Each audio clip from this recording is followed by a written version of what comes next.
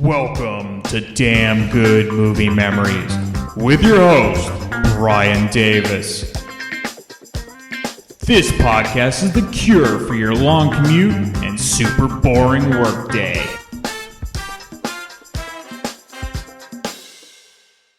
Hey there, it's Brian Davis, and for this week's episode, we're going to cover the movie Christmas in July from 1940. The studio was Paramount Pictures, release date was October 18, 1940. The running time, 67 minutes, and it was in black and white. Leonard Maltin from his classic movie guide gives it 3.5 out of 4 stars. He writes a top Preston Sturges comedy about Dick Powell going on a shopping spree after mistakenly believing he has won a big contest. Raymond Walburn and William Demarest are at their best. Now, this is the second film that Preston Sturges directed, and he was on the verge of becoming one of the big-time directors only a year later with The Lady Eve, which we've covered on this podcast. As with all of his films, the screenplay was also written by him. Now, I pretty much covered Dick Powell's career in the Murder My Sweet episode, and then for Ellen Drew, who plays Betty Casey in Christmas in July, this would be her most notable film, appearing mostly as a character actress throughout the 1940s and 50s. Okay, let's get into the film. So it opens with Jimmy McDonald, that's Dick Powell, talking to his girlfriend Betty Casey, played by Ellen Drew, about one of her ideas. Her idea is interrupted by a radio program sponsored by Maxford House Coffee. Yes, and by design, this is supposed to sound very close to Maxwell House Coffee. And then we see shots of various people across the nation listening intently to a slogan contest the company is having.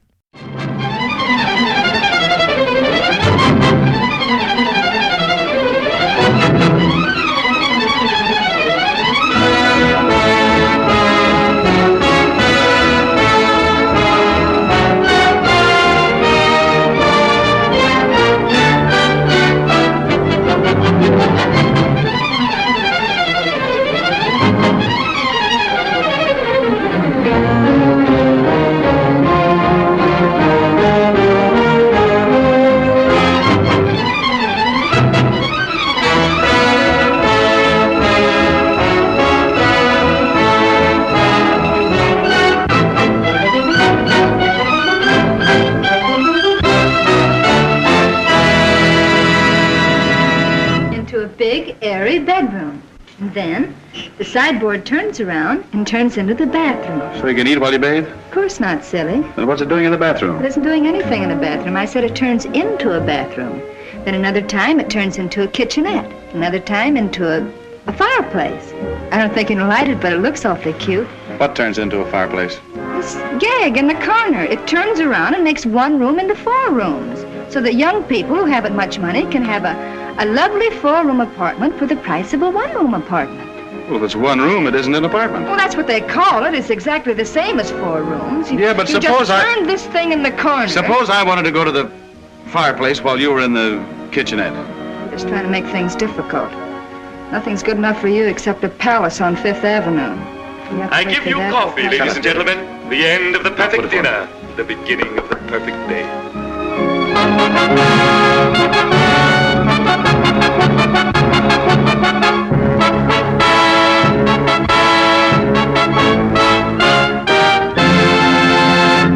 And now, ladies and gentlemen, the moment we have all been waiting for. We are about to give you the result of the $50,000 Maxford House new slogan contest. With a first prize of $25,000, a second prize of $5,000, a third prize of $2,500, a fourth prize of $1,500, a fifth prize of $1,000, and 95 other prizes totaling $15,000. Are some folks going to be delirious in a few minutes? As you may well imagine, ladies and gentlemen, all that sugar draws a lot of flies. And the jury here has been struggling for a week to try to pick the winners from a little snowdrift of 2,947,582 answers. And that, ladies and gentlemen, is a lot of answers in any language, including the Scandinavian. Dr. Maxford, our founder and president, is at my side.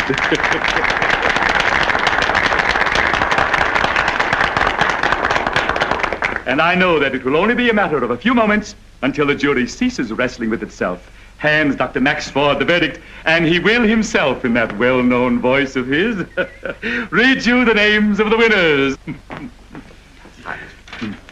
We seem to have run into a little contretemps. Fox pass or what have you, ladies and gentlemen. But I assure you it will only be a matter of a few moments. What's the matter? The jury is deadlocked. 11 to 1. 11 to 1. As I say, it will only be a matter of a few moments before the jury untangles itself, and we will hear the happy winners' names broadcast throughout the world.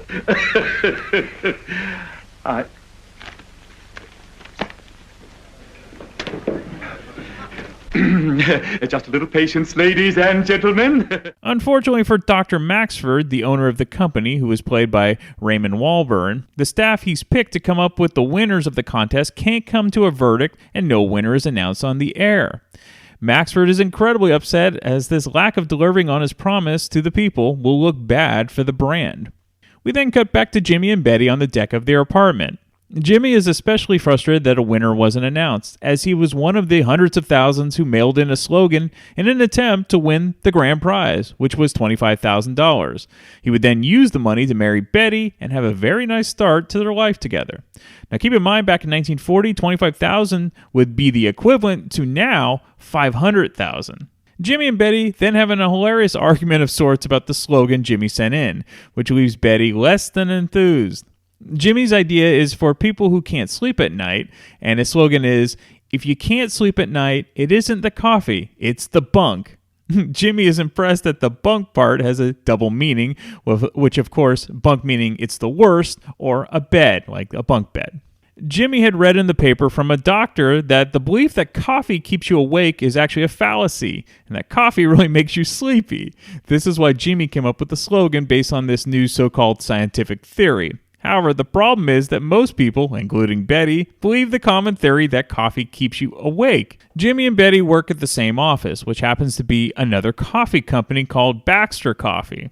The office almost looks like a school classroom, where all the desks are lined up, and then the workers wait for the bell, and then they can begin working. Betty is almost late, while Mr. Waterbury, the office manager, walks around to each desk, monitoring everyone's progress. It really is just like school.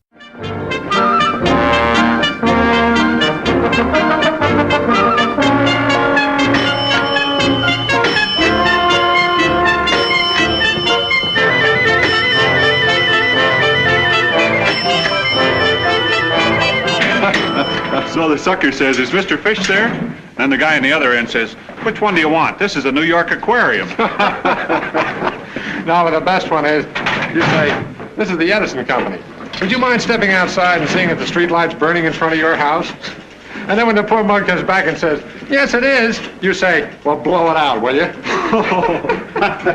Hello? Hello, is this the Maxford House Coffee Company? Well, could you tell me if the jury's reached a verdict on the contest yet? Well, they haven't? Well, then there's still a chance for everybody. Huh? Thanks, just the same. I wonder what one of those suckers would do if they ever did win anything. Well, it's very easy to find out. Hmm? Well, all you need is a telegraph blank, some scissors, and some glue. Cut it in strips, glue it on the blank. Holy mackerel.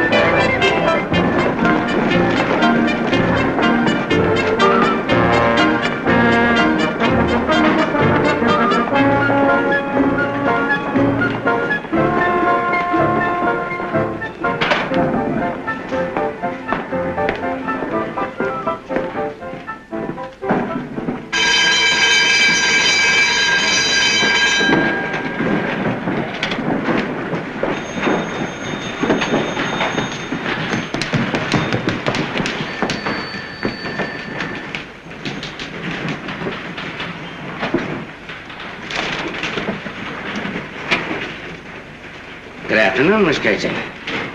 Good morning, Mr. Waterbury.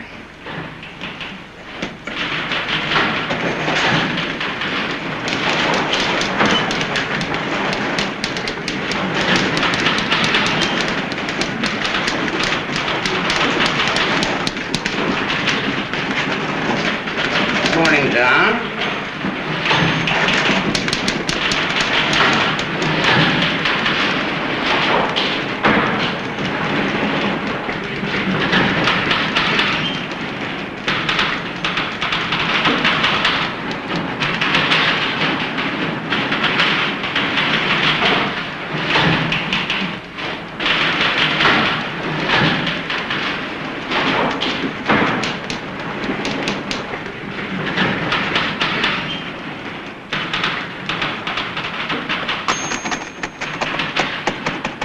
Jams.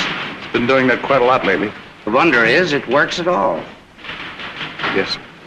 Come into my office a moment, Mr. McDonald. Yes, sir.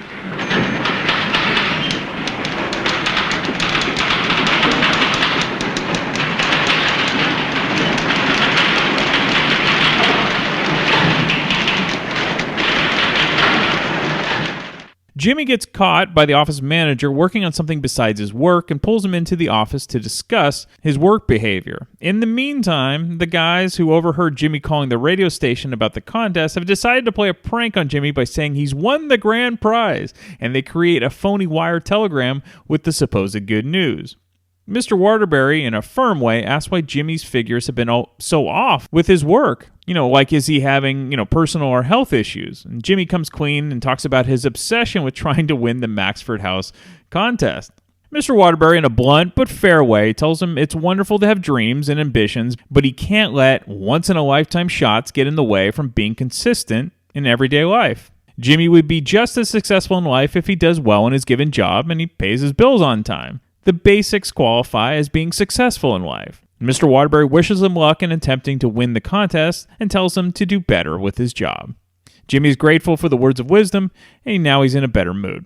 When Jimmy gets back to his desk, he finds a Western Union telegram envelope addressed to him. The telegram is, of course, from the guys at the office, which informs Jimmy that he's won the grand prize of $25,000 for the Maxford House contest. Ecstatic, Jimmy reads the telegram to the entire office, while the three guys who pulled the prank laugh in the back. And their names? Tom, Dick, and Harry. Yes, that's right. He causes quite the stir and even attracts the attention of the company owner, Mr. Baxter. Hello. Somebody give me a chair. Let it go. Hello. Is this Mrs. Schwartz? Yes? This is Jimmy. Yeah, hello, Mrs. Schwartz. Yes, I hate to bother you, but could I talk to my mom a minute? Yes, it's very important. Thank you, Mrs. Schwartz. I'll let you use my phone all you like when I get one.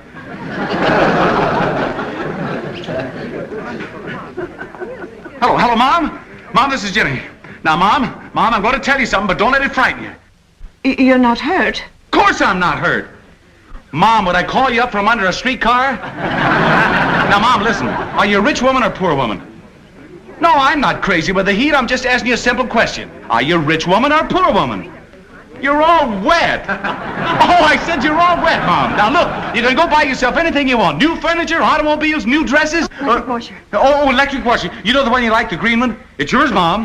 Davenport. Oh, the Davenport. And the one that turns into a double bed at nighttime? It's yours, Mom. It's all yours. And anything else you want, all you got to do is tell me and it's yours, Mom. Gonna cost you just one Davenport. I'll tell the world I got a raise. And how we got a raise? Let's put him out of his misery. Hey, she's the boss. What is going on around here? What is this, a football game? No. I said quiet! Or there will be severe consequences for all of you. What are you doing up on that desk, young man? Never mind what you're doing. You're fired as of now, this minute. What's your name? James McDonald, sir, and this is my fiancée, Miss Casey. Well, let that be a lesson to you. What is so funny about that? What is the meaning of this demonstration, Mr. Waterbury? I demand an explanation, and it had better be very good. It is very good, sir. It appears this lad has just Quiet! Mr. Baxter, What do you want?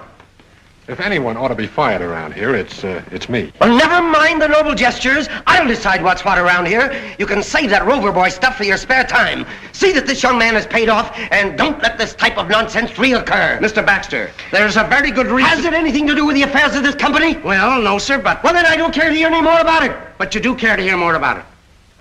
How is that? I say you do care to hear more about it. You couldn't have understood what was said, or you wouldn't have walked away. These children are part of your family, Mr. Baxter, and anything that happens to them is happening to you. So if you don't care to hear more about it, you must have misunderstood. What is all this, Waterbury? This young man, this minor employee of yours, has just won the $25,000 Maxford House new slogan contest. He, and he alone, was chosen winner over millions of contestants. And I say that is reason enough for rejoicing. Well, I should say it is. If you'll kindly get down off my furniture, I'd like to congratulate you, Mr. Jimmy. Jimmy.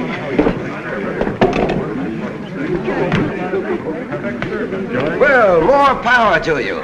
Thank you, sir. Now, I suppose I'll have to hire you back at a fat increase.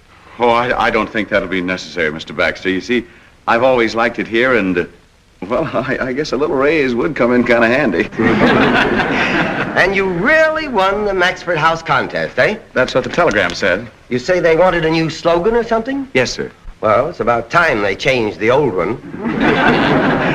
What was your slogan? If you don't sleep at nights, it isn't the coffee, it's the bunk. Do you get it? Well, but it's a play on words. It means if you don't sleep at night. Yeah, but coffee keeps you awake. No, sir. You see, this scientist that was... It's a very clever idea, just the same.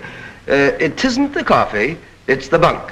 That ought to be good for the whole industry. You didn't happen to get any ideas for Baxter & Sons, did you, while you were inventing slogans for our competitors? We make coffee, too, you know. I certainly did, Mr. Baxter.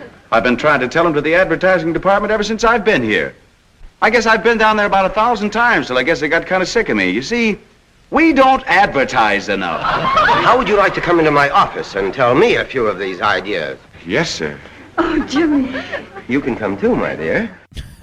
So the whole plan for the three pranksters has now backfired, as their laughter quickly turns to horror as things snowballed in less than 5 minutes. Jimmy finally has an opening to give his slogan ideas to his own boss. Jimmy ends up in Baxter's executive office and is completely confident with pitching his variety of ideas, far greater than if he attempted before receiving that phony notice. Now, confidence is an amazing thing, even by accident, and Jimmy struts around the office giving tons of slogans to the advertising folks like he owns the place. And they all take him seriously because if Maxford House thinks he's got something, then Baxter must as well. Jimmy comes up with a new slogan for Baxter and is given the executive position in the ads department, and Betty is promoted to be his personal secretary. When Jimmy goes back to his old desk to tidy up, Tom, who is one of the pranksters, tries to tell him about the fake telegram, but is interrupted by Mr. Baxter, who again praises Jimmy for his brilliant new slogan for the company. So Tom decides not to say anything. We then cut to Dr. Maxford's office, where he's still ranting and raving about the contest and how his board hasn't selected a winner yet. Therefore, it comes as a major shock when Maxford's secretary tells him that the contest winner, which is Jimmy, has arrived to claim his winnings. So Maxford thinks that the contest board has finally picked a winner without telling him, and so he greets Jimmy like he's a real winner because Jimmy has an official telegram, after all, from Western Union. Maxford endorses the $25,000 check to Jimmy, and just like that, Jimmy and Betty's life has forever changed. And the first thing Jimmy and Betty do is head to a department store. Isn't it beautiful, Jimmy? Holy smoke, I should say it is. Of course, this is a trifle on the large side. Now, here is a stone of more practical dimensions. Fiery little devil, isn't it? The magnifying glass go with it? Of course, it's entirely up to you. I was only trying to be helpful, that's all. It's immaterial to me how big a ring you look at. Now, how about, just a minute? Fresh guy. What do you think of this, for instance? How much is it? $12,000. I wouldn't care to spend that much. Oh, you wouldn't? No. But I could if I felt like it. Oh, you could? Oh. Well, that puts everything on an entirely different basis. Now, let me see. I'm in love with this one. Oh. Do you think it's showy enough? I wouldn't want it to be showy. Oh, yes. Well, there's no denying it's a friendly little piece. Well, then I guess we'll take it. Yes, sir. Jimmy. Of course, I haven't got any cash with me, but... Ah. But I've got a check here. Uh-huh. May I see it, please? Sure.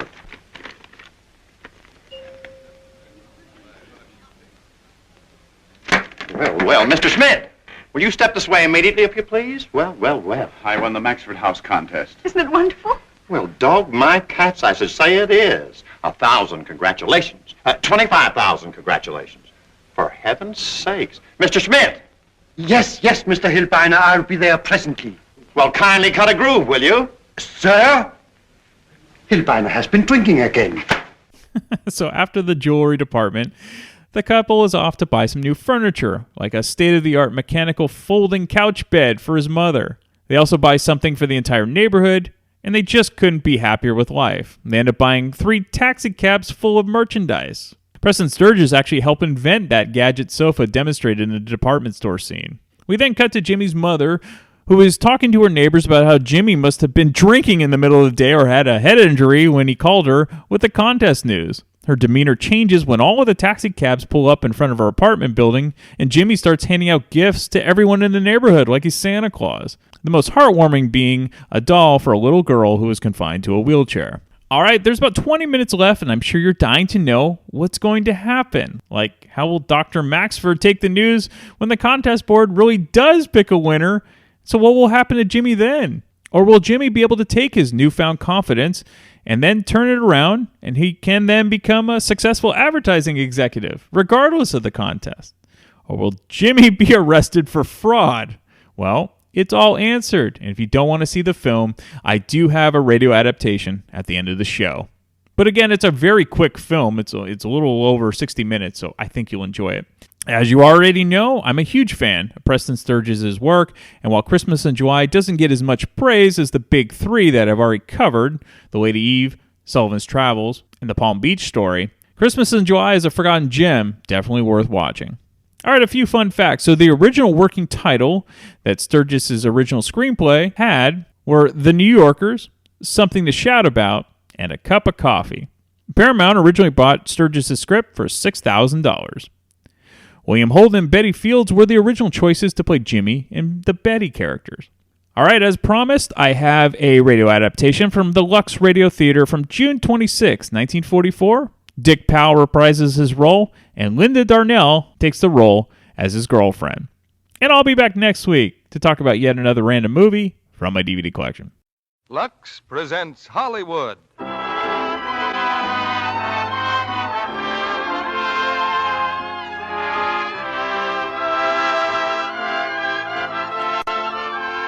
The Lux Radio Theater brings you Dick Powell and Linda Darnell in Christmas in July with Raymond Walburn.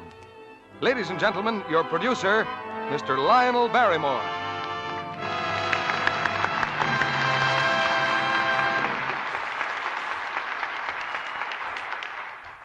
Good evening, ladies and gentlemen.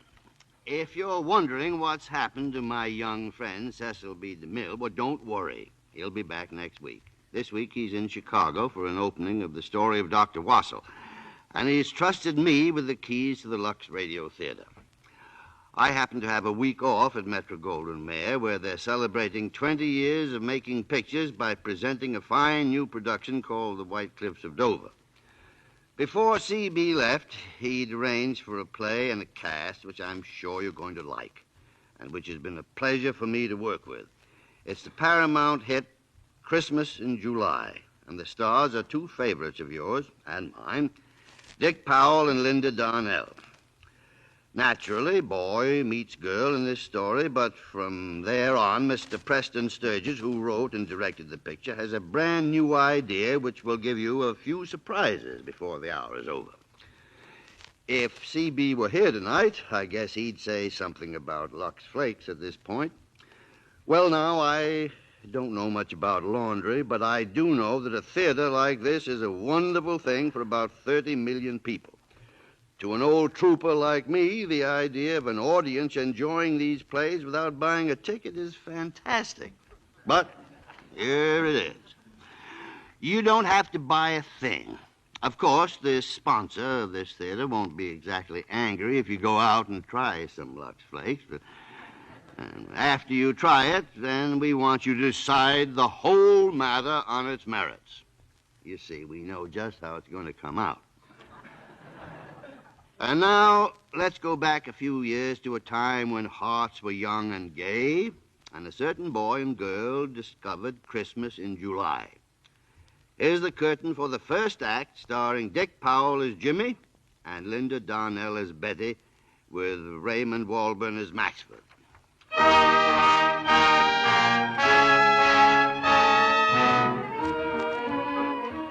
5 months ago, the Maxford House Coffee Company offered a $25,000 first prize for the best Maxford House coffee slogan. And in 3 minutes, over the Maxford House coast-to-coast radio program, the winner's name is scheduled to be announced. But something that even Dr. Maxford himself could not foresee has happened. After plowing through 1,000,000 entries, the bleary-eyed and weary juries hopelessly deadlocked, and now into their hushed and solemn precincts, Dr. Maxford descends with all the graciousness of a blockbuster. I don't care what you think about it. I'm not going to... Quiet! That's what I'm not going Quiet! What's all this hogwash about a deadlock? Where's the verdict? Answer my question, you idiots! Don't ask us. Ask Bill Docker. He's been holding out all day. I'll hold out forever. A bunch of fat-headed, mealy-mouthed lame brains. Why, I wouldn't agree to a thing like that. Quiet! If I have... Quiet! Don't you know that our program is on the air? Don't you know that the whole of America is waiting for your verdict? That you're giving heart failure to the Western Hemisphere? What do you know about picking slogans anyway? Why, you wouldn't know a slogan if you slipped on one. If you gentlemen had the combined brains of a glowworm... But we're all agreed, Doctor. That is, all except the brilliant Mr. Bill Docker. Well, let me tell you something, Mr. Bill Docker. I'm giving you just 4 seconds flat to get in line. Oh, no, you're not. I'm a member of this jury, and I'm going to vote the way I think is right if it takes 10 years. I'm giving my services free to a bunch of suckers who fell for a lot of dribble that don't amount... Hello? Oh, we are we? Well, that's just lovely. The Maxwell House program is signing off the air, gentlemen, so just take your time. You can stay here till next Wednesday for all I care, or you can stay here till Hoboken freezes over. You have failed in our promise to the public. We have muffed the most dramatic advertising moment in the annals of commerce, and you made a fathead out of me. The next nitwit who talks to me about a contest had better duck before I swing on him. And in conclusion, gentlemen, and especially you, Mr. Bill Docker, let me say that I have seen far, far better heads on a glass of beer.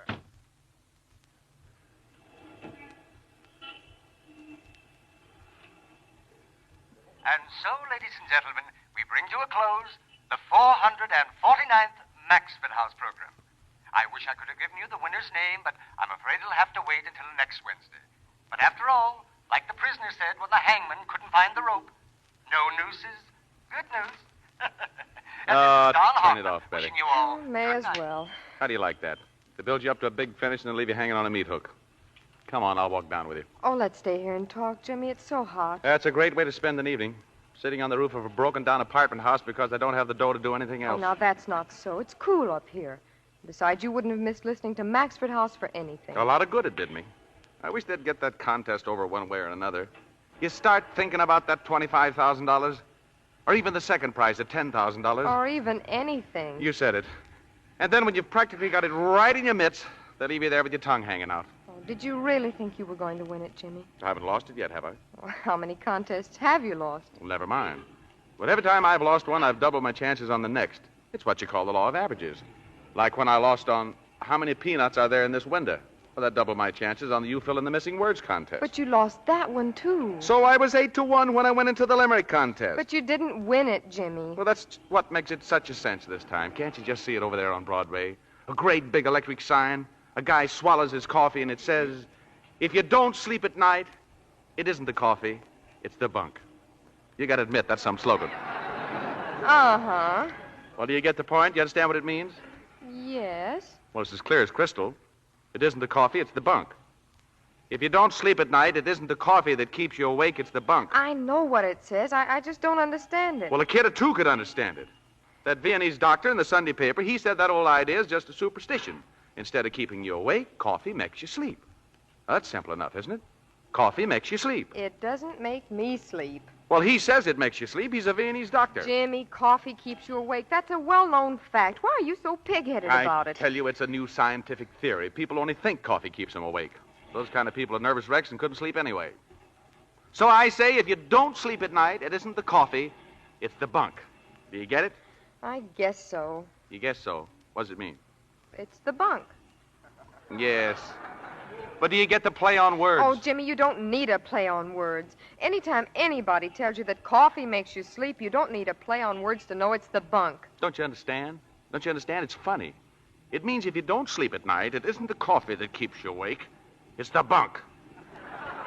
The bed. The bed. With me, it's the coffee. Oh. Oh, Jimmy, you know I want you to win. I'm just as anxious as you are. And, gee, when you lose this one, just think how much better your chances are on the next one. Fine chance anybody's got to win again anything if everybody going around saying coffee keeps you awake. All right, all right. Let's go downstairs and drink a gallon of coffee and see which one sleeps the longest. Oh, shut up. Jimmy! Yes, Mom. Mr. Zimmerman says, will you please not talk so loud. He's starting to go to sleep. Oh, tell him to drink a cup of coffee. And don't take hold up there. All right, Mom. Oh, Jimmy. Jimmy, you know, I'd like you just as much if you didn't win the old contest. That's because you're a sap. I am not a sap. Nix. Two can live cheaply as one, you know. Who wants to live cheaply? Jimmy, what would you do if you won the $25,000? Stick it in the bank? Wouldn't you even buy a little ring or something? Oh, what's the use of talking about it, honey? You know I'd spend it all on you and Mom. I'd get you a big, shiny car and a swell apartment. Anything you wanted. We'd be happy, all right. Oh, we could be happy anyway. When you say that, you just make me mad. Now, look at my own mother. She's never been to the country for more than one day, never had any nice furniture. The dream of her life is a Davenport that turns into a double bed at night with a crank. She's never had a decent dress except what she's made herself. And my old man, worn out at 48 and died because he couldn't afford a decent doctor. So I earn $26 a week and you want to get married. And I earn 18 and that makes 44. Sure. And you've got your ma and I've got mine, and then we have a baby and you have to stop work and we're right back at the same old 26 again. Except then there's you and the kid and the two old ladies. Oh, but Jimmy, darling... Nix, honey, nix. They didn't give you wrists like that and hands like that to spoil them scrubbing floors for a dope like me. A man's got to look out for himself in this whole world, and a girl's got to do the same instead of fooling away her time on a guy like me. Unless he crashes through. Oh, you make me tired. Then go to bed. Well, that's a nice thing to say. You invite a girl over to your roof and then yell at her. Listen, if I wanted to be insulted, I could have gone out with a credit manager. Who's stopping you? Well, thank you very much. It's very nice to know just where I stand. Oh, I'm sorry. Well, maybe I will go out with a credit manager. Good night. Wait a minute. I'll help you with that skylight. Kindly let go of my arm and mind your own business. Oh, shut up. Why don't you shut up? Why don't you both shut up? Wise guy. Now, don't fall down the ladder. I've been down the ladder before. You fell down it before, too. Good night. Yeah. See you at the office. Aren't you going to take me? Well, okay. Good night, Jimmy. Good night, honey. Good night, darling. Good night, darling. Good night.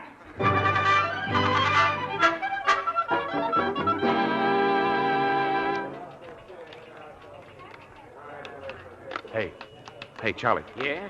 I got to go out in the hall to phone. Tip me off if the boss comes in, will you? Yeah. Well, you got a phone. Oh, the Maxford House Coffee Company. Maybe they picked the winner of that slogan contest by now. Oh, go ahead, Jimmy. If I see Waterbury, I'll warn you. Thanks. I'll be right back. Hey, Al, get a load of that. I wonder what one of those suckers would do if they ever did win anything. Well, it's very easy to find out. Huh? All you need is a telegram blank, some scissors, and some glue. You type it out, cut it in strips, and glue it on the blank. Holy mackerel. You mean like a gag? We work this gag on Jimmy? Sure. We'll pick up a telegram blank at lunchtime, leave it on his desk. He'll think he won $25,000. Oh, brother. Wait till you see his kisser when he reads it. We are happy to inform you that you have won the Maxford House Coffee Contest.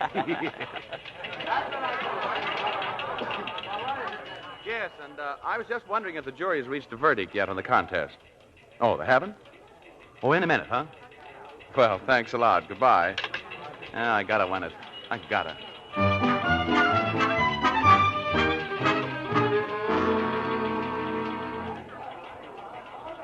You, sent for me, Mr. Waterbury? Close the door, MacDonald. You had a good lunch, MacDonald? About the same as always. Nothing wrong with your appetite. You feel well. Why, sure. I feel fine, Mr. Waterbury. I've been watching you for some time, MacDonald. Yes, sir. It used to make me kind of nervous. Not nervous anymore? Oh, no, sir. Look at this. Your morning worksheet. The comptometer you operate is almost foolproof, MacDonald. Yet you managed to miss your total by a little matter of $11,000. To what do you attribute this? I don't know, Mr. Waterbury. Have you troubles at home, then? You play the races? Or are you simply incapable of doing your work? Well, I guess it's the contest, Mr. Waterbury, the Maxford House contest. It's been on my mind. I had no idea it was hurting my work. Oh, and how much is the prize? The first prize is $25,000. Ah, yes. I used to think about $25,000. And then one day I realized I would never have $25,000. And then suddenly another day, considerably later on in life, I realized something else. I may not be a rich man, but I'm not a failure either. Ambition is all right if it works, but no system could be right where only half of 1% were successes and all the rest were failures. No, I'm not a failure. I'm a success. And so are you. If you earn your own living and pay your own bills and look the world in the eye, I hope you win your $25,000, Mr. MacDonald. But if you shouldn't happen to, don't worry about it. Now get the heck back to your desk and try to improve your arithmetic. Yes, sir, Mr. Waterbury. Gosh, thanks a lot. That's all right.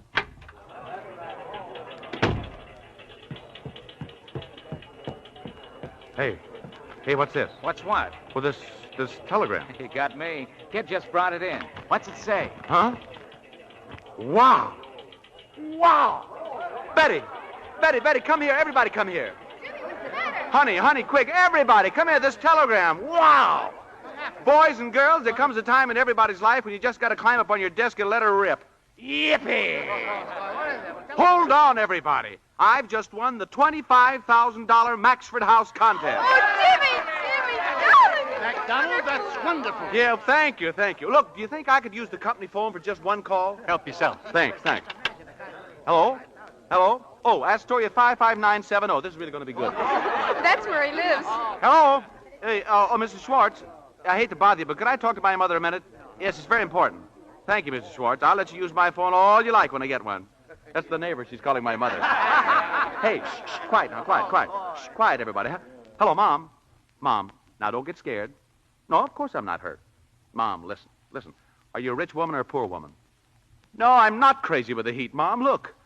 Mom, you can go out and buy yourself anything you want. New furniture, automobiles, new dresses. Oh, the electric washer. Yeah, the electric washer. You know the one you like, the green one? It's yours, Mom. Hey, Charlie. Yeah, this ain't so good. Yeah, and the Davenport, the one that turns into the double bed with the crank. It's yours. It's all yours. And anything else you want. Listen, guys, this is going to cost us one Davenport. I'll tell the world I got a raise. And how he got a raise. Look, we just got to put him out of his misery. Yeah, some gag. I didn't know he'd go nuts like this. Hey, look who's coming, Mr. Baxter. Yes, everything's wonderful, Ma. I'll call you back, honey. What's going on around here? What is this, football game? What are you doing up on that desk? Never mind what you're doing, you're fired.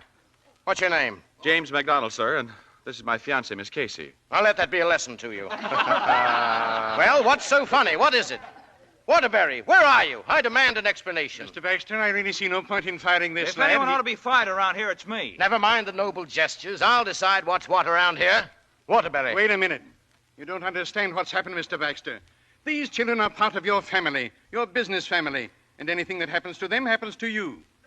This young man you fired has just won the $25,000 Maxford House slogan contest. And in my opinion, that's ample reason for this demonstration. Well, I should say it is. Congratulations, young man. Thanks. Now, I suppose I'll have to hire you back at a fat increase.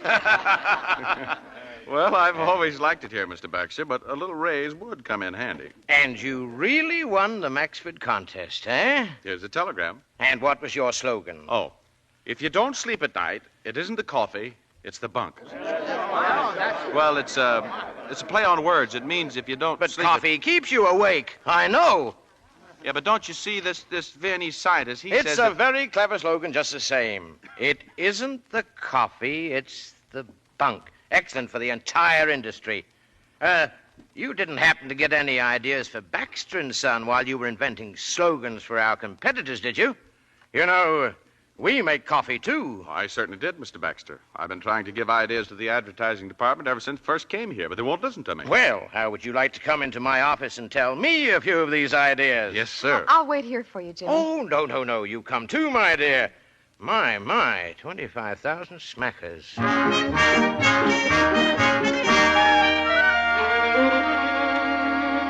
So you see, Mr. Baxter, Mr. Jenkins, Mr. Babcock, I tried to find a slogan for Baxter's Coffee, too.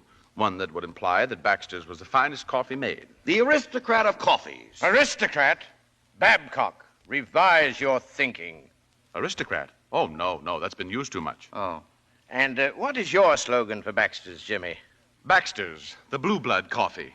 It's bread and the bean. Jenkins, what's your reaction to that? I'm mulling it over, Chief. The blue blood coffee. It's bread and the bean. That's it.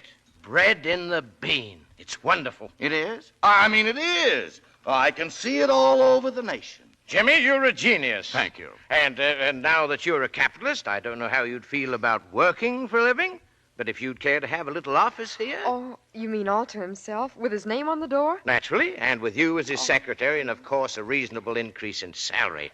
I see no reason why we shouldn't shake hands on it now. Oh, Jimmy, quick, shake his hand. Sure. Well, gee, Mr. Baxter, thank you. That's swell. That's fine. I just don't know what to say. Well, I think you've said quite enough, my boy. Now, why don't you take the afternoon off while we get an office ready for you? I'd certainly appreciate it.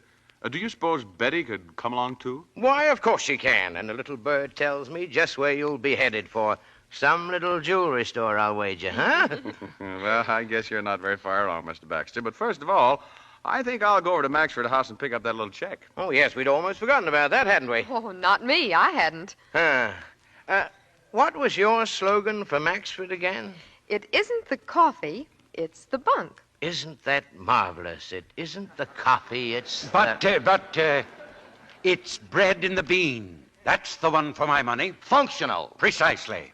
Well, I don't know how to thank you all. Well, goodbye. Goodbye. And thank you again, Mr. Baxter. Oh, not at all. I had my eye on that boy for some time. A big future. Immense. Jimmy? Hey, wait a second, Jimmy. Hiya, Harry. What's on your mind? Need a few bucks? Oh, hello, buddy. Jimmy, could I talk to you for a second, alone? Could you make it tomorrow, Harry? Gosh, we got to go over and pick up that check. They might think we weren't grateful or something. But that's just what I want to talk to you about. You see, Charlie and Al and I, we... McDonald. Yes, sir? Was that it's bread in the bean or just bread in the bean? Oh, it's Mr. Baxter.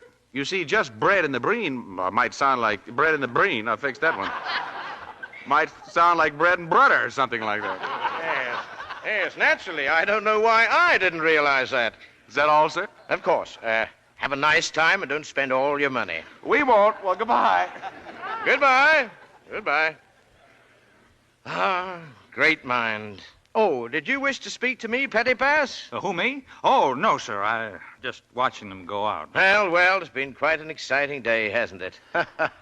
Yeah, and it ain't hardly even begun yet.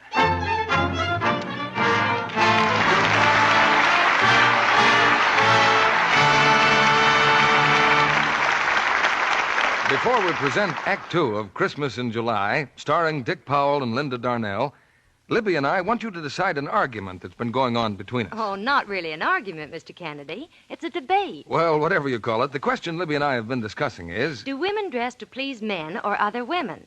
I say to please you men. But just try asking a man to describe what a pretty girl is wearing. He can tell you the color of her hair, whether she has good-looking legs and nice hands, but... Maybe he can't describe her dress, but he'd know it all right if it were unbecoming. Well, to be honest, there's one thing a man does notice, and that's the color. Now, I saw a girl in a red dress the other day, and... Oh, you see? You've admitted my point. But seriously, it is important to wear becoming colors and to have everything you wear look color fresh and lovely. That's why I talk so much about Lux Care for Colors, Mr. Kennedy. Just a booby trap for us men, huh, Libby? Well, not entirely, Mr. Kennedy. It's pretty hard on the budget if colors fade or run in washing. But here are the facts. Washing tests have proved that Gentle Lux Care keeps colors lovely up to 3 times longer. That's a big difference. Indeed it is. Gentle Lux Flakes are safe for anything safe in plain water. You see, when you use harsh wash day methods like rough handling or rubbing, strong soaps and too hot water, well, delicate colors can't stand that kind of treatment. So whether you're dressing to please the man in your life or impress other women or to pamper your own pocketbook, the moral is... Stick to Gentle Lux Flakes for colors. We both agree on that point, Mr. Kennedy. We pause now for station identification. This is CBS, the Columbia Broadcasting System.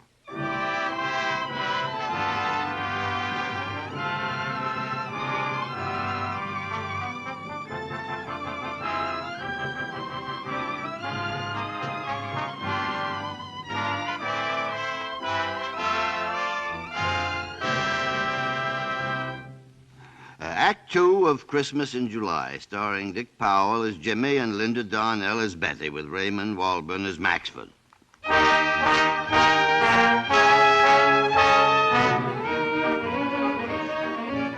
It's 45 minutes later, and blissfully unaware that they're victims of a practical joke, Jimmy and Betty are waiting in the reception room of the Maxford House Coffee Company. And the office of the president, Dr. Maxford, is percolating furiously to the announcer of his radio program. Contests? What good are contests anyway? Why, they make you a million enemies. And all they prove is that you got too much money in the first place, since you can't afford to toss a large chunk of it to some sap who probably never had a cup of your coffee in his life, but exists on goat's milk. Oh, it's deplorable, Doctor. Has the jury reached a verdict yet? I don't know and I don't care. Well, maybe if they could hold off until our next broadcast. Oh, no, that would be the intelligent thing to do. That would be useful to the company that feeds and clothes them and sends their children to college so that they can grow up to be dumbbells like their parents. Well, what do you want? The contest winner's here, Dr. Maxford. All right, bring him in. Yes, sir. Well, how do you like that? Then they've reached a decision? How do I know? I'm only the president. Why should that jury of imbeciles bother to tell me anything? I'll have their heads for this. Why, well, come in. Well, how do you do, sir? I suppose I have the honor of addressing Dr. Maxford, I presume? Yes, and this is Don Harper, our announcer. And this is my fiancée, Miss Casey. Well, it's certainly a pleasure meeting you. How do you do? Congratulations. Thanks. Here's the telegram, Dr. Maxford. Yeah? Oh, yes. Great pleasure to inform you. $25,000. Kindly call and pick up your check. Oh, you aren't by any chance a coffee drinker, are you? Yes, sir. I certainly am. Well, that's surprising. You don't by any chance drink my coffee, do you? Well, no, sir. You see, we're both employed over at... Oh, yeah. That sounds more natural, yeah. But we could easily change. Sure. I think it would only be fair. Oh, don't bother, Mr. McDonald. I wouldn't want anybody to think that I had any base commercial motives in all this. I just give my money away because I can't sleep at nights. I have a guilty conscience. But that's my slogan. That's the one I won with. Oh, well, I guess you know all about that. A guilty conscience, eh? I can see that my money is well spent. That is a wonderful slogan. Oh, no, sir. The slogan is, if you can't sleep at night, it isn't the coffee, it's the bunk.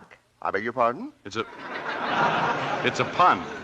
It certainly is. Why, I can hardly wait to give you my money. Miss Slidewell. Yes, sir. Bring me that contest check. I don't know whether you've ever had anything like this happen to you, Doctor.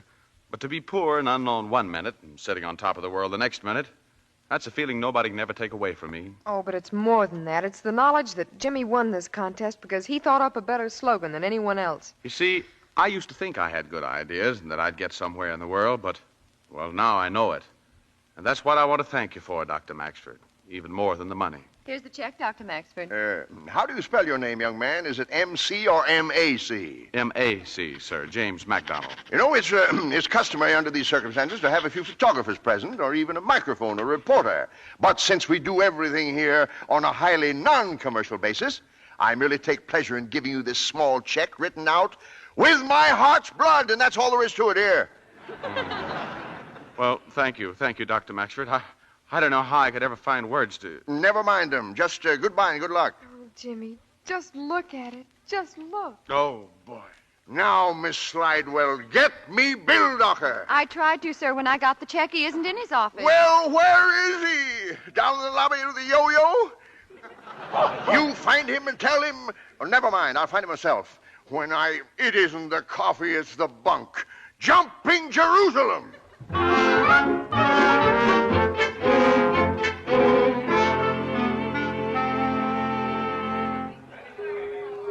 You know what? We could get everything here, the ring and everything, all in this one store. Can I help you? Oh, that diamond ring there in the showcase. Oh, it's so beautiful, Jimmy. Holy smoke, I should say so. But here's a ring of more practical dimensions. Fiery little devil, isn't it? Does a magnifying glass come with it? I was only trying to be helpful, that's all. It's immaterial to me how big a stone you'll look at. Fresh guy. Here, what do you think of this, for instance? Boy, how much is that one? $12,000. We wouldn't care to spend that much. No, that's what I thought. But I could if I felt like it. Oh, you could? Well, that puts everything on an entirely different basis. Now, let me see. Jimmy, I'm in love with that one. There in the case. See it? Yes. Well, there's no denying it's a lovely little rock. Well, then I guess we'll take it. Yes, sir. Of course, I haven't got the cash with me, but I got a check here. And may I see the check? Sure. Oh, he just won the Maxford House contest. See, isn't it wonderful? Well, I'll be... Mr. Schmidt! Mr. Schmidt! Oh, for heaven's sake, congratulations. I might say 25,000 congratulations. Yes. Mr. Schmidt, kindly cut a groove, will you? Now, if you'll watch closely, I merely remove the two cushions, press the button marked night, and with one easy push of the finger, it changes into a double bed. Comes morning, a turn of the crank, and presto. It assumes the characteristics of the finest Davenport money can buy. It's called the Davinola, Mr. McDonald. Price? $198.50 plus tax. We'll take it. What a bargain you're getting. I beg your pardon? Oh, this is Mr. Schindel, the owner of the establishment. Congratulations. And the check is good. I just phoned the Maxford Company. Well, how soon do you think you could send the Davinola? Mrs. McDonald's been waiting for years. It's there already. Make it a special, Hillbinder. Do you suppose your mother would like one? Oh, no, thank you, Jimmy. We haven't got room. Well, we got to get us something. We got to get everybody something. Well, say, Mom's been wanting a new iron for a long time. She's got it. Compliments of Shindles. Free, she's got it. Betty, we got to get something for Mrs. Schwartz and a doll for Sophie. And yeah. then there's old Mr. Zimmerman and the Casey kids. Oh, but Jimmy, we've spent so much, honey. I mean, the ring and the Silver Fox jacket and... Nonsense. The Finnegan kids and Patrolman Goldstein. Well, Tony Marzeppo. And Mr. Romanoff. Look, you just better work up one side of the street and down the other. Wonderful. Okay, Mr. Schindel, where's the toy department?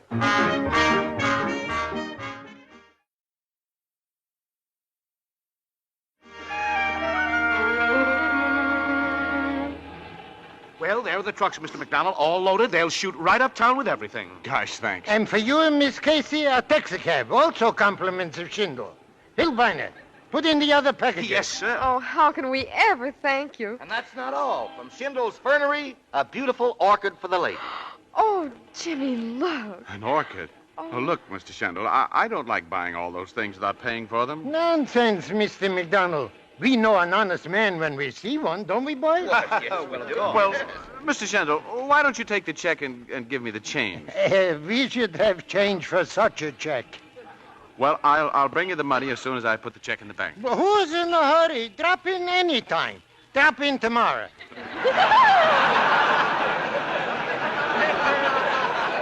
I certainly will, sir. Well, goodbye. Well, the taxi's all ready. Thanks. Goodbye. Goodbye. Come in and see us again. We will. Goodbye, and thanks again. Goodbye. Ah, what a boy. What a business.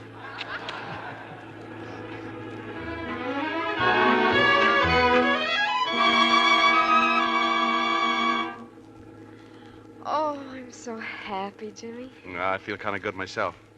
Can you see the faces on everybody when we get there? Yeah, like Christmas in July. Well, Happy New Year. Oh, it will be a Happy New Year, too, darling, from now on. Everything new and clean and different.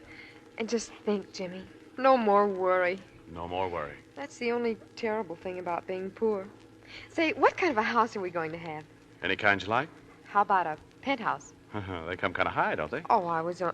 Oh, oh, Jimmy, you fool. Will you love me always? Of course I will. For always and always? I don't know why not. Might be a long time. Might be an awful long time. I hope so. The longer, the sweeter, baby. Gosh. Oh, gosh. I just don't know what to think, Mr. Zimmerman. Buy anything you want, he says. An automobile, new dresses, furniture, even a Davenport, anything. I know. Mine Irving, he drinks too once in a while. Oh, but Jimmy, he never takes a drink unless something terrible has happened. Mightily lost his job. But he said he got a raise. A raise? Who gives raises these days?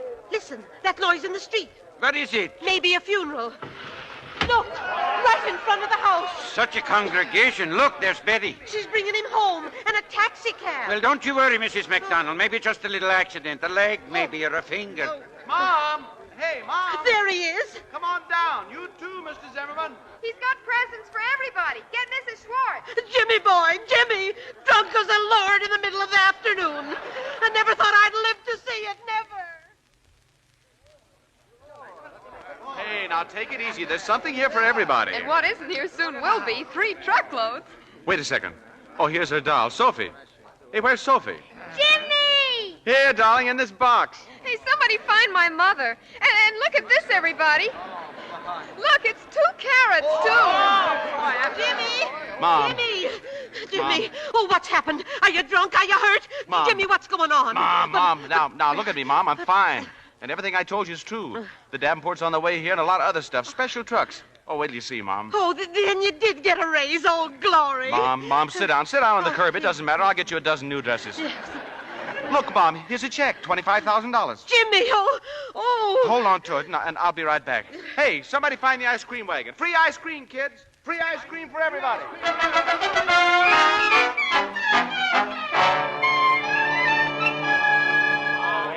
That's what I say, Phil. Oh, now look, Bill Docker, get wise to yourself. If the slogan's good enough for the 11 of us, who are you to say that It smells. You smell. One more crack out of you, Armbruster, and I'll bust you right on the nose. Sit down. Both of you. Now, look, Bill Docker. The public was promised they'd hear us announce the slogan winner last night on the radio. So we couldn't agree, and we didn't announce it.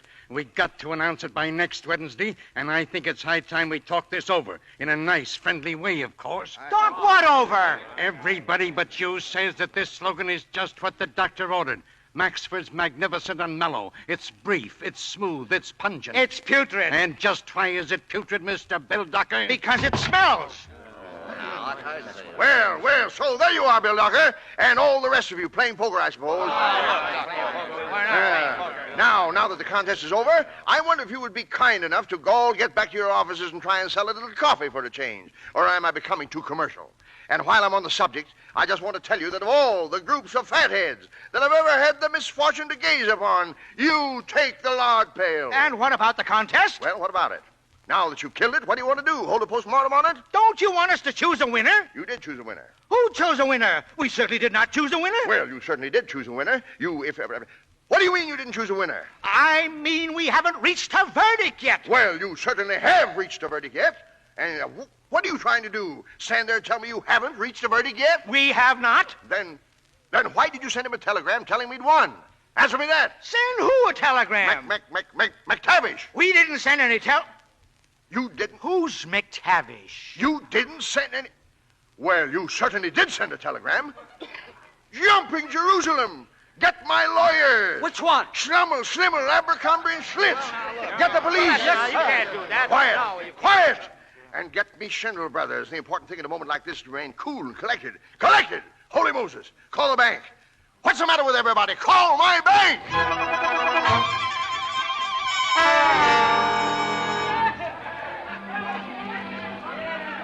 Oh, look at them, Jimmy. It's so wonderful I could cry. It's the best time they've ever had in all their lives. The whole darn neighborhood. See what money can do, honey? Things like this. Oh. Well, get another load. It's all on me. Oh, you didn't forget anyone, Jimmy. A present for everybody. Everybody but yourself. Well, what I want a present for, I've got you. Thank you, darling. Look, here comes the truck with Mom's Davenport. Oh, she'll love it, Jimmy. Say, Jimmy, isn't that Mr. Schindel getting out of the truck? Oh, but he didn't have to come down here himself. Come on, baby, let's find Mom. Take it all away, boys. Everything you see. A bunch of thieves and robbers. Hey, what's the big idea of grabbing my scooter? It happens to be my scooter. What do you mean? Jimmy McDonald gave it to me. And when I get through with that lowlife McDonald... What's going on around here? Arrest them, officer. All these people, arrest them. Who do you think you are, Hitler? Yeah. I tell you, all this merchandise, it's the property of Schindel Brothers. And who's got it now? You got eyes. These loafers. Enjoying themselves with some of my best numbers. You, young lady, come back with that dolly buggy. Goldie, I don't have to. Do I? Now, beat it, kid, beat it. Have a good time. I tell you, everything is stolen, down to the last pogo stick. Stolen? What's stolen? Grab him, officer, that lowlife. He comes to my store with a phony check, and when I ask him Phony to... check? Lowlife. He ain't even had the decency to run away. Hey, now listen, you. Officer, arrest that man. Arrest him? You starting that again. Now calm down and tell me what he's supposed to have done. I've been telling you. He's supposed to walk into my store and flash a sour check in my face. He's supposed to walk out with a diamond ring, which I suppose I don't see on that young woman's finger, I suppose. And a nice fur coat, which I suppose she ain't showing off in spite of the weather. Was Jimmy in his store, Betty? Well, sure he was. So was I. Jimmy offered him the check, but he didn't want to... Rubber checks he offers me here. Who says it's a rubber check? Are you nuts? Dr. Maxford of Maxford House. Maybe he's nuts. Listen, Dr. Maxford gave Jimmy that check himself. I saw him. If Jimmy says somebody gave him a check, then somebody gave him a check. Now, Mom, take it easy. It's just a little mistake somewhere. Okay, Schindel. Now, go on home. Think it over. Listen, you, I'll break you in so many pieces. You... All of you, you're all witnesses. This officer refuses to arrest you. Are you trying to intimidate an officer in the pursuit of his duty? Who's trying to imitate anybody? I only want I want my... Officer, arrest that man. That's been tried before. Dr. Maxford. Have you the nerve to even speak to me, young man? What are you talking about? I just want you to tell these people that you gave me a check. What check? What check? Why, the one you gave him in your office. Let me see it. Certainly, here. Oh, that check. Well, now I feel better. Wait a minute. Crook? Destroying evidence? Who are you burglar? Schindel, you schnook.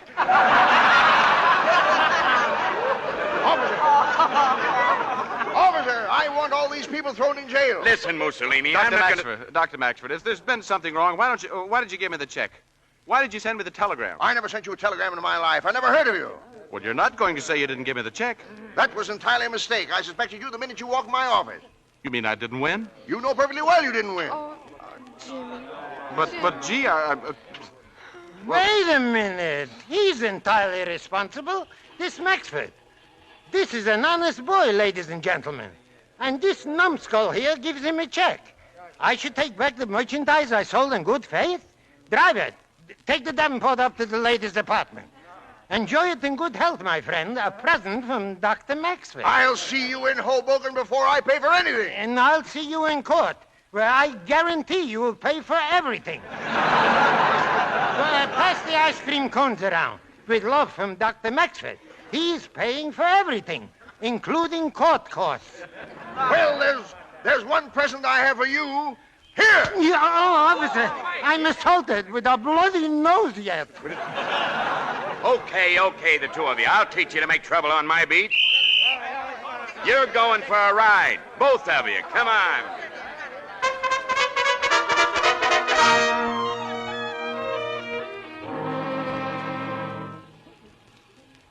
Jimmy, where have you been, darling? Oh, just walking. Everybody's gone now. I've been sitting here on the steps waiting for you. I couldn't face him, Betty. Look, supper's ready, Jimmy. Been ready for an hour. Yeah. Oh, it doesn't matter, honey. You can't lose something you never had. I don't want his old ring or his old skunk. You know, what I can't figure out is who sent that telegram. Jimmy. Isn't that Harry coming down the street? And Charlie? Yeah, they're carrying something. Well, it looks like... It's a Davenport. Well, there's Al, too. Hiya, Jimmy. Betty? Well, what in the world are you all doing? We got something for you, Jimmy. It's a kind of Davenport. Is this the kind Jamal wanted? The crank fits on here, and when you turn it, It makes into a full-size double bed at night. The guy says it works swell. Oh, I don't know what you had to go get that for. Well, we kind of hoped to make up for that phony telegram we rigged up. It was supposed to be a gag, Jimmy. Just a gag. It wasn't a very funny joke. We're sorry, Jimmy. Oh, Jimmy. Oh, I see. I get it. Well, thanks for the Davenport. You can bring it upstairs if you want it. Oh, gee, thanks, Jimmy. We was awful worried. We figured maybe you'd be sore or something. No, I'm not sore. If you're going up now, tell my ma I won't be home for supper. Sure, we'll tell her, Jimmy. Okay, guys, let's lug her up. Jimmy, where are you going? I don't know. May I go with you? No, if you want to. It doesn't matter. I guess nothing matters anymore.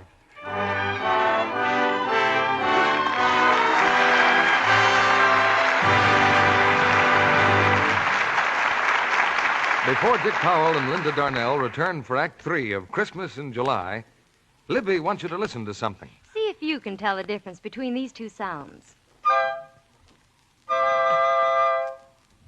Yes, one's short and one's long, but that's not all. Listen again carefully. That's right. The second one lasted 3 times longer than the first. Now, that's exactly what can happen with your undies. If you wash them the wrong way, they soon look old and drab. But if you use Lux Flakes, they can stay lovely 3 times as long.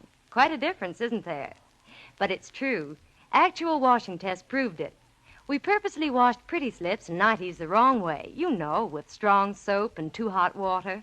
You should have seen them after 30 washings of that kind. Half their color was gone, and some of the straps and seams were frayed and pulled apart.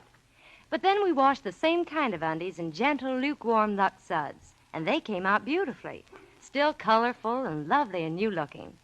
Now, I know you don't want to ruin perfectly good undies proving to yourself what wrong washing can do, so take it from me. Don't risk your undies in soaps that are strong. Lux keeps them new-looking 3 times as long.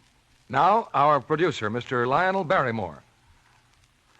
After the play, we'll have a chat with our stars. But now the curtain rises on the third act of Christmas in July, starring Dick Powell and Linda Darnell with Raymond Walburn.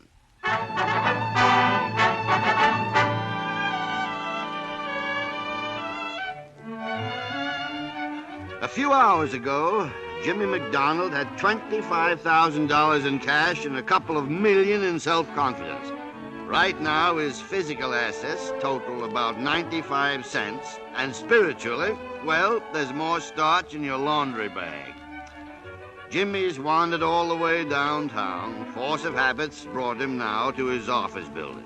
Betty's still at his side, and she says nothing when he takes the elevator to the floor marked Baxter & Son. Who that? Oh, that you, Mr. Jimmy? Hello, Sam. Careful so you don't slip on the floor. I've just been mopping up. Oh, evening, Miss Casey. Hello, Sam. Funny how different an office seems at night. Well, I always say how funny this office looks in the daylight. Forget to turn out the light in Dr. Baxter's office, Sam? Oh, no, sir, no, sir. I don't forget. Mr. Baxter, he's still in there, conniving away on something or another. Oh. Well, you hoped he'd be here, didn't you, Jimmy? Oh, and in a way, I guess. I hoped he wouldn't be. Why don't you wait and tell him in the morning? Sure glad to hear about your good luck, Mr. Jimmy. You wouldn't be needing a valley now, would you? No, thanks, Sam. Well, sir, I guess you're right. Pride ride before a fall. But it sure ain't everybody that hits the jackpot while they's young and all. You said it. Oh, look, a kitten. Yeah. Hello, cat. Sam, is it good luck or bad luck when a black cat crosses your path? Well, miss, I always say that depends on what happens afterwards. You said it, Sam. And it sure don't happen to everybody, sir. Oh, your new office is ready for you, Mr. Jimmy. Yeah, so I see. You see the door? The painter man just got through. You see what it says on the door? Let's look at it, Jimmy, huh? Yeah. Mr. James McDonald. Oh, it's beautiful. Yeah, careful. I guess the paint's still wet. I guess it wouldn't hurt if we went in and sat down for a minute. Oh, it was going to be nice, wasn't it? Oh, now stop it, honey. Come on, cut it out now. Oh, please, Betty. Well, may I come in? I heard you talking to Sam. Oh, I was just coming in to see you, Mr. Baxter.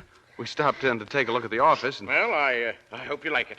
Oh, it's just lovely, Mr. Baxter. Yes, it isn't every young man who gets his own office and a private secretary at your age. A great many of them, I'm afraid it would go to their heads. But I think you have your feet pretty solidly on the ground. Thank you, Mr. Baxter. Oh, I mean it sincerely. Mr. Jenkins and I discussed our little meeting at great length. And I want you to know that we were genuinely impressed. Genuinely so. Well, that's certainly nice to hear, Mr. Baxter. Yes, the more we thought about your ideas, the more aware we became of their pungency, their brevity, of their sparkle. Thank you, sir. It's certainly nice yes, to hear. You have a genuine talent for slogans. Must be like having an ear for music. Now, take me. I sing flat. And you, on the other hand, are a born sloganeer. It's bread in the bean. Hot siggity. Well, it's certainly wonderful to hear, Mr. Baxter. I kind of got something on my mind, but you've certainly made me feel a lot better. I'll wager he has something on his mind, huh, Miss Casey? Oh, it's really not what you're probably thinking, Mr. Baxter. Oh? Well, it's just this, sir. Now, look. If my ideas were good this afternoon, then they're still good, aren't they? I mean, well, they'd have to be. They're still the same ideas. Well, of course they are. Of course they are. I'm not quite sure that I receive your thought. Well, I mean, if you thought the ideas were good this afternoon, you still think they're good, don't you? Well, of course I do. Why? Well, I mean, since they were good and they're still good, they'd have to be good. And then it wouldn't make so much difference if I... It wouldn't make any difference. Oh, any difference if I hadn't won the contest, the Maxford House contest, would it? Of course it would make a difference. Oh, it would?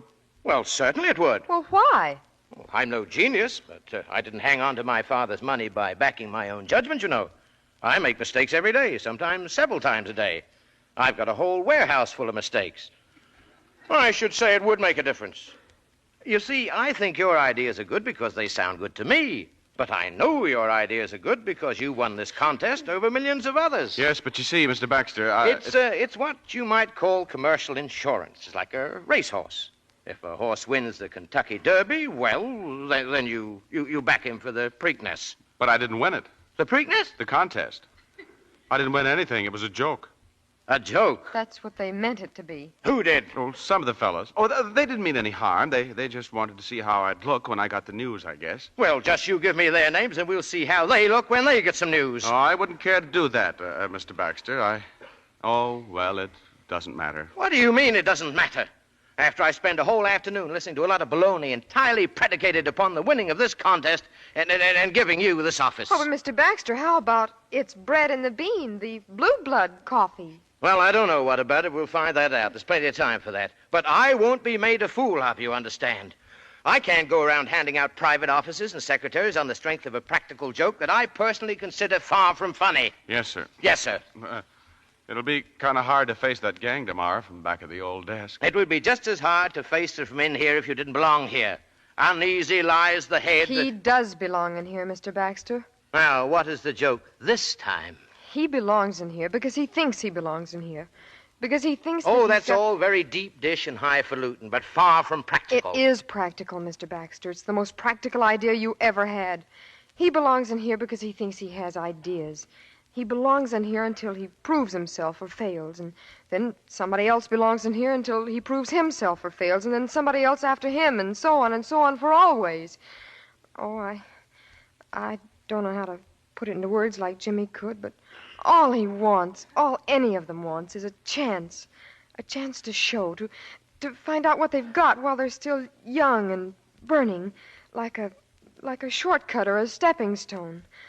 Oh, I know they're not going to succeed, at least most of them aren't. They'll all be like Mr. Waterbury soon enough, but most of them anyway. But they won't mind it. They'll find something else, and they'll be happy because they had their chance. Because it's one thing to muff a chance when you get it, but it's another thing never to have had a chance. Oh, please, Mr. Baxter, his name's already on the door. Well, if anything decided me, that would be it. Oh, Mr. Baxter. Now, you've talked enough. Desks have already been moved, and the name has been painted on, as you so skillfully point out. So we'll try it for a very short time, and at no advance in salary, you understand? Yes, sir. And for a very short time. Yes, sir. After all, this is a business institution and not a cultural or governmental project. Oh, you'll never be sorry, Mr. Baxter. Yes? Well, I'm a little bit sorry already, so just let it go at that. Good night. Try to be on time in the morning. Oh, Shaw. Jimmy. You were wonderful. You'll always be wonderful. I'm just a little bit leery about me. Oh, don't talk like that, Jimmy. This is the chance of a lifetime, darling, and you know you've got what it takes. You know it. I don't know. I never did know till I got that telegram, and I don't know anymore. I'm like Mr. Baxter. That's why I understood him and didn't say anything. See? Well, even if it shouldn't work out, it's brought us together, darling, and that's something. Listen, I've still got the ring to prove it, and you can't back out on me now, or I'd sue you. We've plenty to be thankful for, Jimmy. Oh, you poor kid. Yeah. Well, let's go. Oh. There's a cat again. Oh, maybe he brought us luck, Jimmy. Maybe. Good night, Sam. Good night, sir. Good night. Oh, What's so funny? I was just thinking how ridiculous Dr. Maxford looked this afternoon arguing with Mr. Schindel. Ah, that poor old buzzard.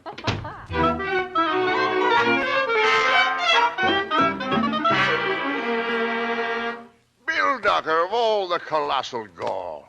What do you mean by coming to my home and waking me up? I got some good news for you. It took a little doing, but I finally won those clocks over. What a jury. Well, it just doesn't matter anymore. This has been the stupidest, the most asinine, the most infuriating. But wait till you hear the winning slogan. But I don't wish to hear the slogan. I don't wish to hear another word about the whole mess.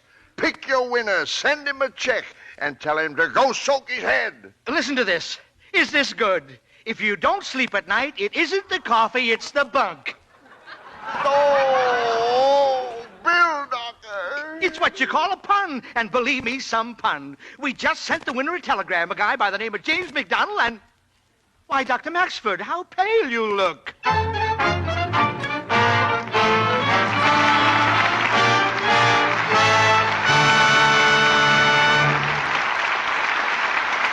In just a moment, our stars will return for a curtain call. These days, all our thoughts are on the job our fighting men are doing. It's up to us to back them in every detail. They'll need more and more supplies, ammunition, synthetic rubber tires, yes, and drugs for the wounded. Your used kitchen fats help to make all these things. So keep filling up that can on the back of your stove. You know, ever since D-Day, I've tried to double the amount of fat I've been saving. The way I see it, our boys are doing an all-out job in Europe. And we've got to do an all-out job here at home, too. All the little jobs that add up to so much, like saving every last drop of used fat. Now that we can have meat more often, it should be easy to turn in twice as much as we used to. And even though meats aren't rationed, those 2 red ration points tokens you get for every pound of waste fats still come in handy for steaks, certain kinds of cheese, and butter. You know, Mr. Kennedy, there's one thing I don't understand about that. What's that? Why is it that they give us points for used fats when we don't have to pay any for new ones, like shortening and lard? The government doesn't want to use good cooking fats for industrial uses unless it's necessary to do so. Well, I should hope not. So they're asking women to turn in old, burned, used fats for our war plants. Keep right on saving every drop of used kitchen fat. Keep a tin can right by the stove. Then take it to your butcher when it's full and collect 2 points and 4 cents for every pound. It will be on its way to a war plant in 3 weeks. Keep on saving used fats.